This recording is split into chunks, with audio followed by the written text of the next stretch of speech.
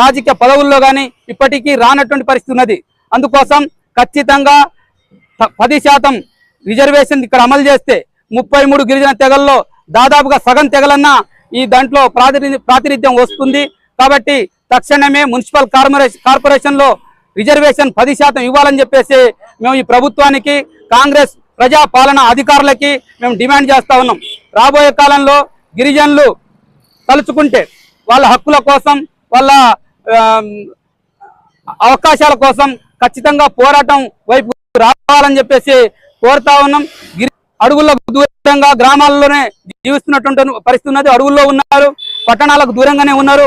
వాళ్ళందరికీ పట్టణాల్లో రావాలంటే, వాళ్ళకు అవకాశం కల్పించాలంటే ఖచ్చితంగా 10% మున్సిపల్ కార్పొరేషన్లో డివిజన్లలో 10% రిజర్వేషన్ ఇచ్చి వాళ్లకు న్యాయం చేయాలని చెప్పేసి డిమాండ్ చేస్తా ఉన్నాం. లేకపోతే తెలంగాణ రాష్ట్రంలో ఉన్నటువంటి గిరిజన